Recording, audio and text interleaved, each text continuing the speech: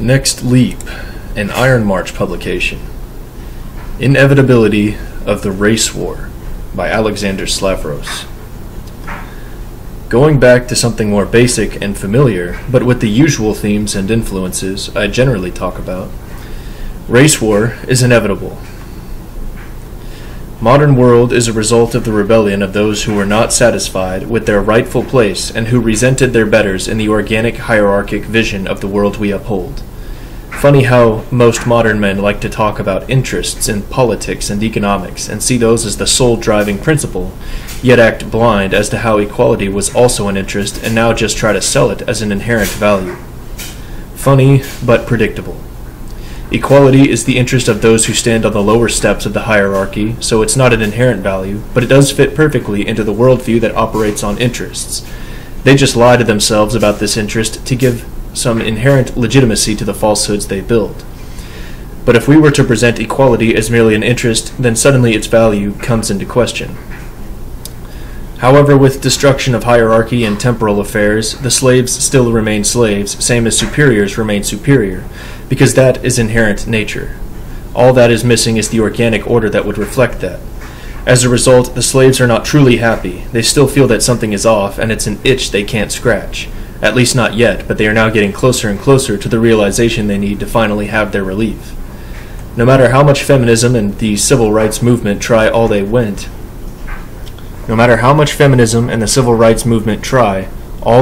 after were temporal matters that do not affect nature. So next came attempts to level things out via favoritism like affirmative action. Still no cigar, however, because, again, these are politics. These are policies, They will not make someone who is inherently inferior equal to someone who is inherently superior. So today they have finally realized that there is something inherent to people, but they have still linked it to social and temporal matters because otherwise they would delegitimize their own struggle. They came up with the concept of privilege, which is their way of admitting inherent differences without admitting to them being rooted in nature, but rather in more social influences. White privilege is acknowledging racial difference and racial hierarchy, but without admitting it to their inherent nature into the world. Apply the same male principle or even skinny/ableist privilege, but when it comes to all forms of fag privilege, it's just defending degeneracy. As a result, you get this new line of social/temporal changes, the rabble unhappy with their true place demands of the world combined with active shaming of their superiors in an attempt to squash whatever disturbs their sensitivities to the fact of there being some natural order in which there are those superior to them. But even this won't last long. Even with the evident growing numbers of degenerates in our race and the amount of beta faggots going around these days, point is some semblance of the natural order still remains and is most likely to remain for a while longer, but it will irritate the rabble to no end until they finally come to their logical conclusion that the only way to get equality is to get rid of superiors entirely and allow only for the slaves to remain. Even if they will never phrase it like that or justify it with some lie so that it would coincide with their belief, that is all based on insocial, which is to say temporal, affairs, and thus the inevitability of the race war. Only question is who will start it first. Either they will, with the justification given above, or us and our reasons go well beyond it just being a race war, but that will be one of the central pillars to the conflict that we'll engage in, regardless of who starts it. Race war is inevitable, and that is part of our public narrative, not just because saying it's inevitable is legally not the same as saying we want to start one, but because it is in fact where we're headed, and this is an argument isolated from all the other factors that are also leading to the inevitable race war, but from the other perspectives that we are also well familiar with, such as immigration and spread of Islam, which mean that the race war will take on the form of a Reconquista crusade in Europe and a free-for-all frenzy in USA where Yank futurists would have to lead a highly destructive struggle to flatten everything in their path and make room for something new to grow. What may follow thereafter would be less of a race war and more so a crusade for the global totality of our worldview.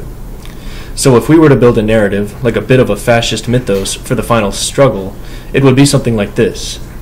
Day of the Rope marks the first marks the start of the race war, which will inevitably grow into the Reconquista Crusade and futurist revolution that would then pave the way for the Conquest Crusade of the Invisible Army, the Wild's Rear, to establish a temporary totalitarian order that would then fall to the wayside with the restoration of organic order, which would mark the arrival of the new Golden Age.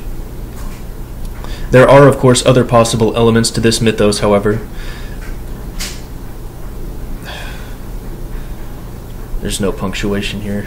There are, of course, other possible elements to this mythos. However, they present themselves more so as variables, whereas the scenario above is a given, provided we carry the victory banner in every battle.